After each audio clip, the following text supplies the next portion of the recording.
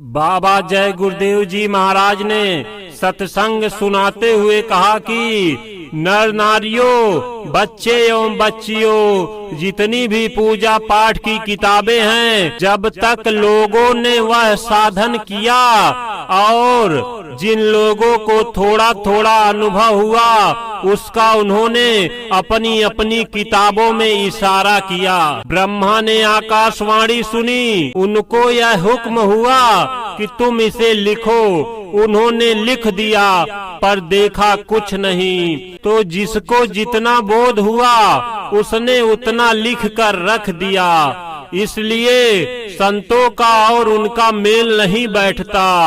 संतों ने आदि से अंत और अंत से आदि का सारा भेद बताया। सृष्टि का विस्तार कैसे हुआ, आत्माओं का, सुरतों का उतार कैसे हुआ, कैसे कर्म विधान बना, कैसे जीवात्माएं फंस गई और अब कैसे छूटेंगी, यह सब संत जानते हैं। शंका करने की जरूरत नहीं है। जो किताबों में पहले के लोगों ने लिखा है, संत उसे भी बताते हैं और उसके आगे की भी बातें बताते हैं। जिसके लिए किताबें कहती हैं कि आगे कुछ है और कुछ और है, पर तुम शंका करते हो। जो गोस्वामी जी ने लोगों को समझाया सुनाया, वह तो पहले की किसी किताब में नहीं था, लेकिन जो कुछ किताब में था उसे वह जानते थे।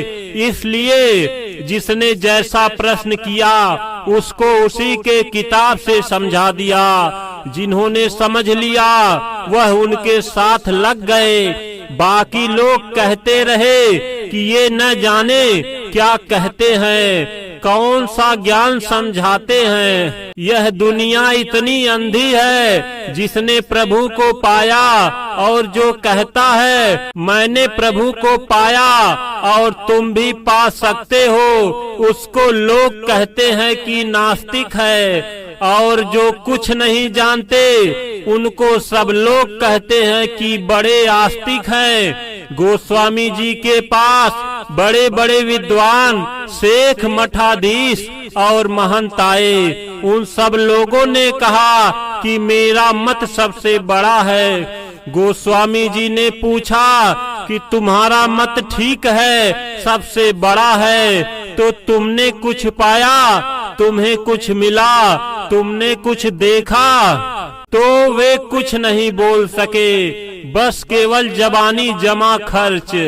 कलयुग मलिन युग है, मन बुद्धि चित्त दूषित है, इंद्रियां चलायमान है। इसलिए पहले के युगों की पूजा, तपस्या और योग नहीं हो सकता। कलयुग में कलयुग की साधना और पूजा चाहिए। पहले के साधन कठिन थे, पर उससे कुछ मिला नहीं लोगों को। थोड़ा अनुभव हुआ, अहंकार आ गया। किसी को श्राप दिया, किसी को वरदान दिया और तपस्या खत्म कर दी। कलयुग में महापुरुषों ने नियम बदल दिया। मन से तो पुण्य बनेगा, उसका फल मिलेगा, परंतु मानस पाप का फल नहीं भोगना होगा। कलयुग एक पुनीत प्रतापा, मानस पुण्य होए नहीं पापा।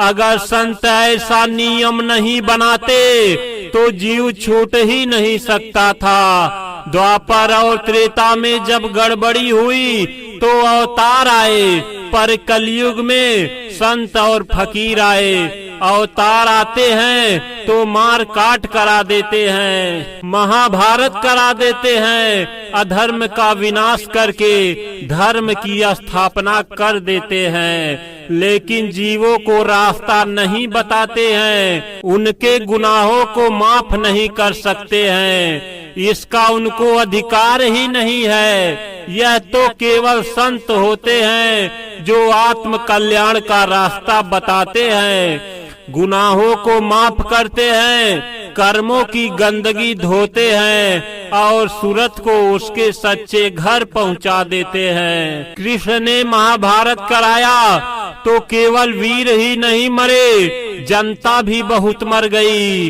55 करोड़ यदुवंशी तो जनता ही थी। अगर संत ना रहे तो छटनी हो जाए, लेकिन संत जब तक अपना काम करते हैं, जीवों को समझाते बुझाते हैं, तब तक वो काल शक्ति कुछ नहीं कर सकती। संतों और फकीरों ने हमेशा अपने समय में जीवों को समझाया कि यहाँ तुम्हारा घर नहीं है, स्वर्ग बैकुंठ भी तुम्हारा घर नहीं, ब्रह्म पार ब्रह्म में भी तुम्हारा घर नहीं, महाकाल लोक में भी तुम्हारा घर नहीं। तुम्हारा घर तो सत्य देश सतलोक है। तुम अपने घर चलो और जीवों को जगाने के लिए, चेताने के लिए संत और फकीर बराबर मेहनत करते रहे।